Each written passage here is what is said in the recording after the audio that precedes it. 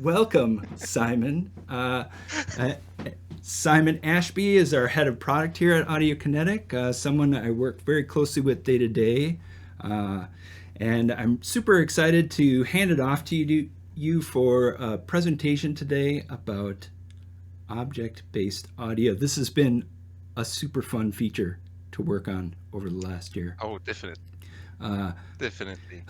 ton of work from a ton of folks and as well as the community. We really leveraged the community for this one to try and weave in the stories that have already started to be told about object-based audio and authoring with audio objects. So with that, I will hand it off to you.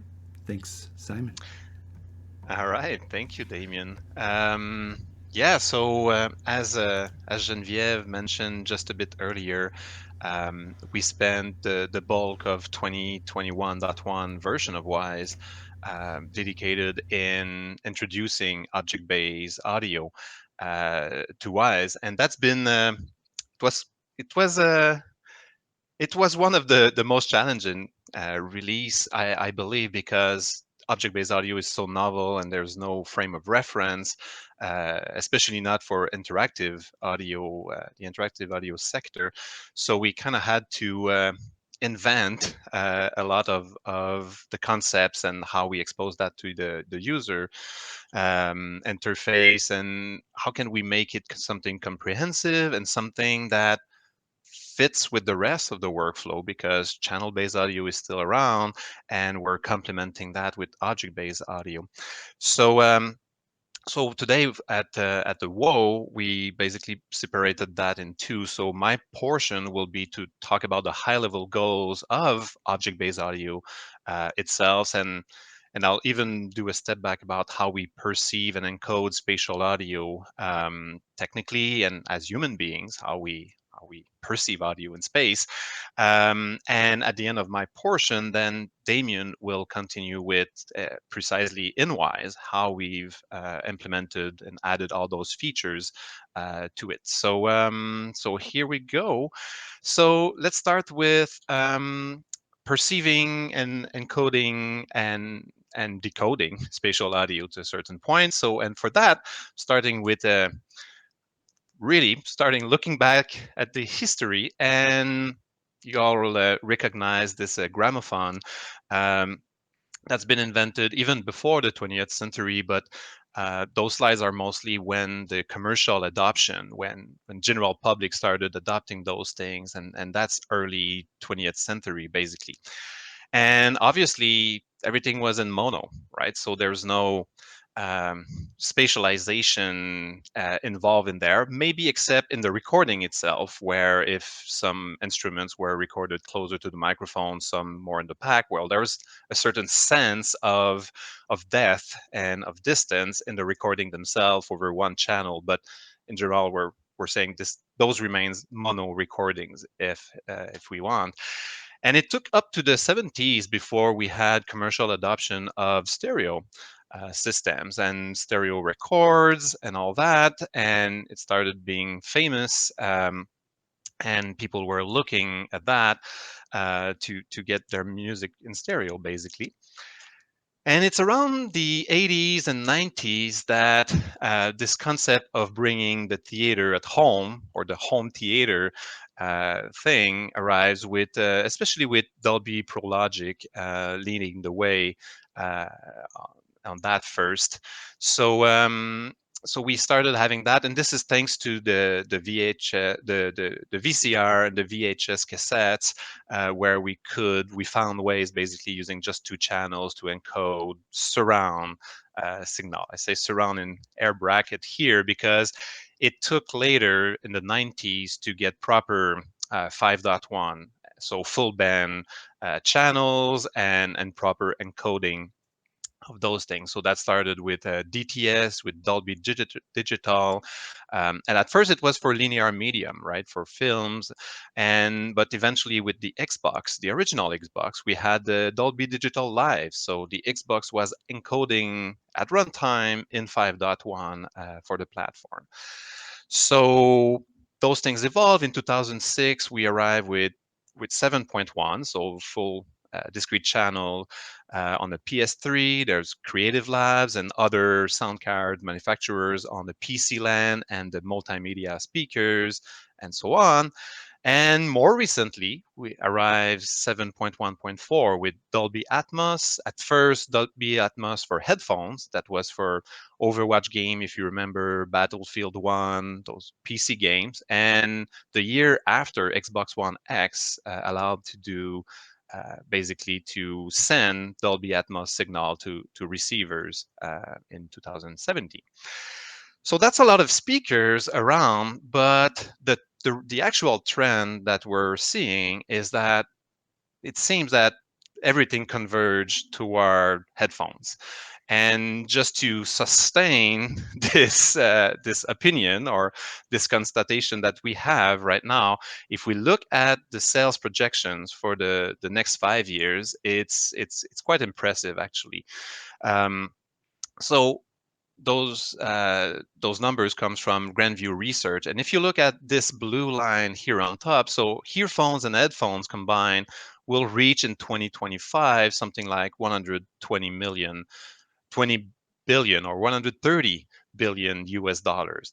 And down here are the smart speakers. So that's all the Apple HomePod, the Amazon Echoes, Google Nest, those smart speakers. So that account for maybe in 2025 something around 40 billion. And here, this red line is any other loudspeakers. So portable Bluetooth, sound bars, in-wall, outdoor, multimedia, satellite speakers, like anything regrouped together, and it's maybe $10 billion.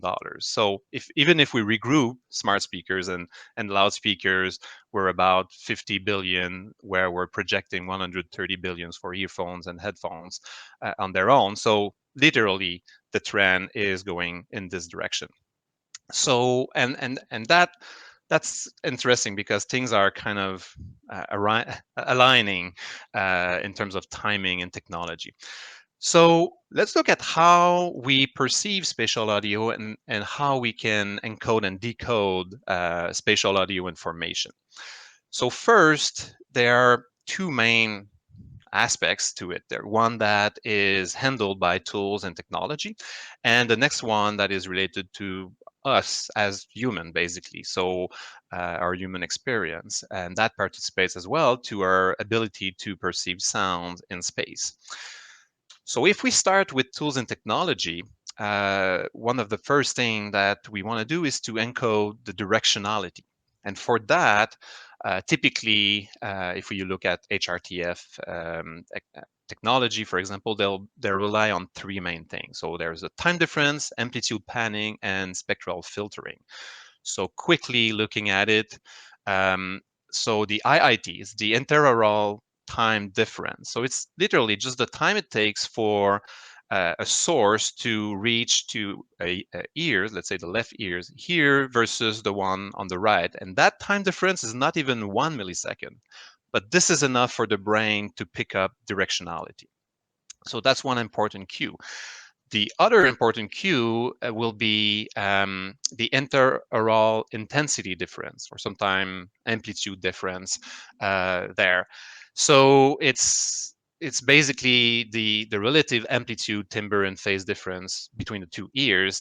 And this is not exactly the same. Well, it's quite different actually, depending on the frequency itself. And here on this graph, you'll see it where a uh, low frequency sound like this one at 200 hertz, basically there's no difference between the two ears at that level or at that frequency. But for a higher frequency, let's say at 6K, there's an important difference between the right ear in this context and the left ear, where the head kind of act as a shadow. We call that the head shadow. So it's basically the head doing diffraction on the signal, and that causes amplitude difference, timbre, and all that. And finally, spectral Q, and this is quite interesting because depending, so far we've been looking at things on the same plane, but here we're seeing on this graph like elevation, so our 0 degree is here, And we're looking at this graph from 1K to 20K there. And there's quite drastic difference. So for example, and I'm not sure if you see the mouse in that presentation, but if you locate this blue spot here around 9K at 0 degree, so you've got like a really important gain attenuation there, and you just have to look up or down a bit, and that frequency will kick in quite obviously, or something you'll notice uh, quite easily. So the process of creating HRTF is basically to take these three techniques and have filters that basically manage that for you. And so far, HRTF are done in certain ways, but they're general HRTF and a certain future. So it's not there yet. It's there yet. So I want to talk about personalized HRTF. So we do have technology to create personalized HRTF, but not necessarily at a consumer level where billions of people will all of a sudden have their own personalized HRTF, for example. So we're not there yet. Hopefully, we'll be there soon, but not yet. So encoding directionality, that's one aspect. The other aspect that tools and technology participates is to encode the environmental effects. So basically, recreating dynamic early reflections, late reverb, sound propagation, occlusion, diffraction, all those phenomena attached to the geometry around us, to the world around us. So that's what tools and technology provides. And now, if we look at the human experience, it's a mix of our own experience, and it's also how we create the sources, how we produce the content. So for example, this first line here, rendering of source material. So an easy example, if you record a dialogue line and the person is shouting versus the person is whispering, well, there's already, with the intention of the recording, there's already a notion of distance, right? You won't be shouting to somebody just beside you, typically.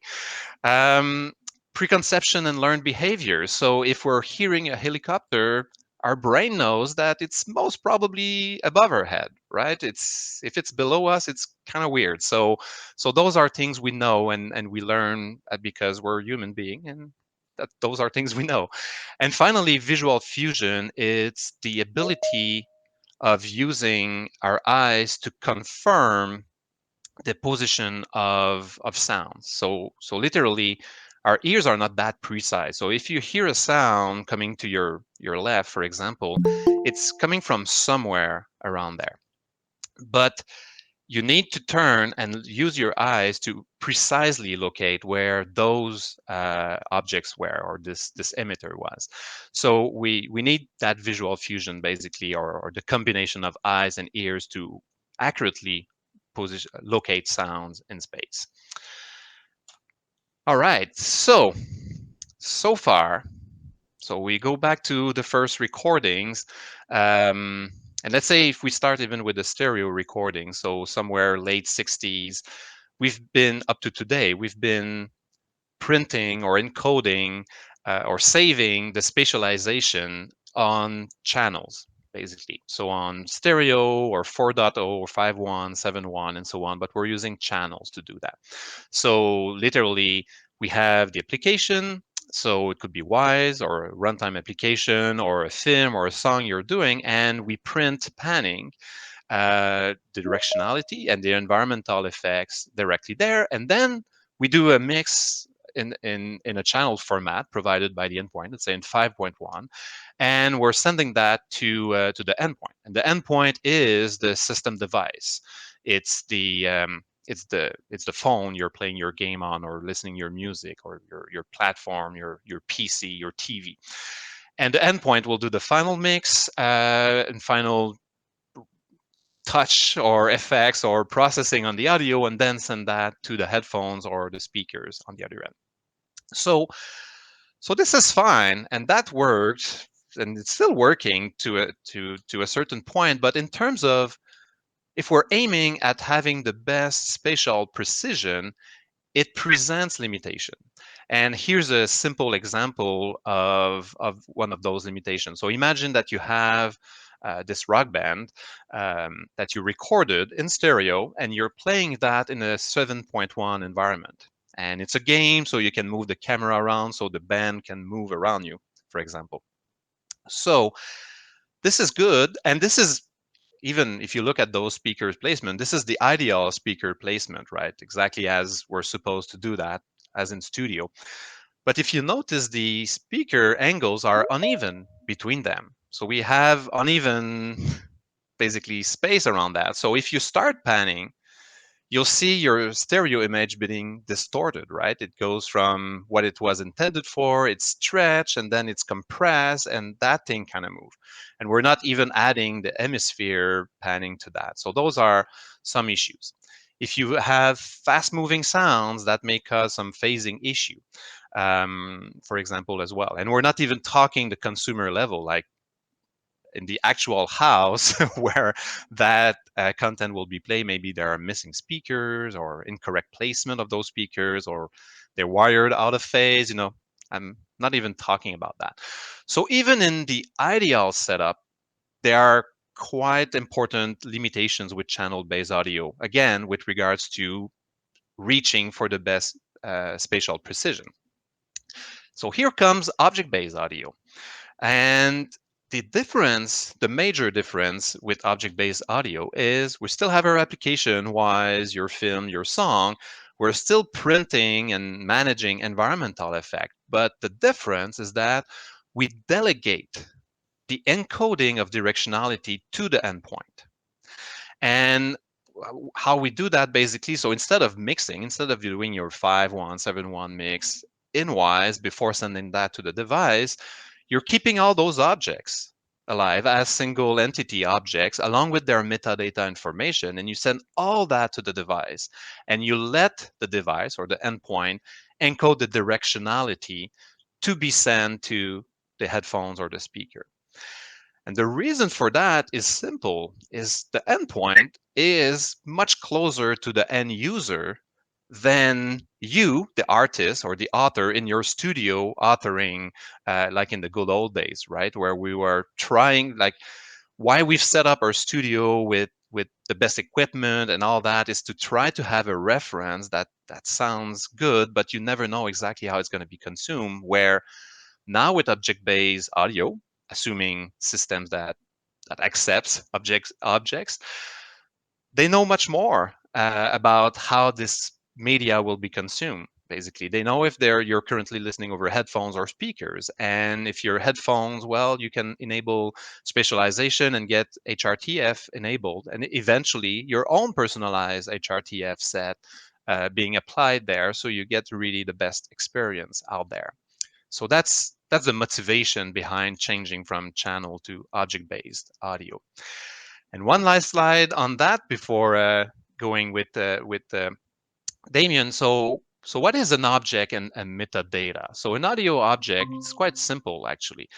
It's an audio buffer that has its metadata, which is created, modified, and consumed by the WISE rendering pipeline prior to be sent to the endpoint. So an audio buffer and metadata. And what kind of metadata do we have there? We have things like 3D position, distance, azimuth and elevation, focus spread, all that type of things. This is sent along with your buffers to the endpoint, and the endpoint does the final mix, the final rendering to the end user. And it's important not to confuse metadata with game objects or audio object with game object. So game objects are really those entities at the game engine level where you have 3D position as well, orientation, but also things like RTPC values, states, switches, environmental effect, and so on. So that's a different concept, basically. Or you can see that sequentially, like you have your information from the game, from all the game objects, and your listener Wise is using that and creates all those buffers, attach the right metadata information, and then send that to the endpoint. So this is it for my part in terms of overview and the why object-based is an important factor if you're reaching for better spatial audio rendering, basically.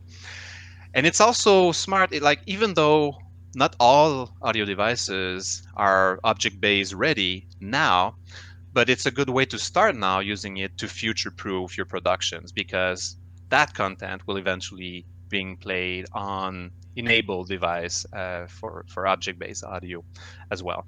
So the worst that can happen is you author everything in object-based and wise, and in the end you finish with a 5.1 or a 7.1 mix, and you send that to the device. So this is still available, and actually Damien will present those things just after. Great. So Thank you, thank you Simone. very much. Yeah. And what a great vision for the future, and actually accessible today in Wise. And I'm super stoked to share the hands-on side of that, of how that is authored in Wise for the best output across all the different configurations that exist. So thanks for your presentation. Cool. All right.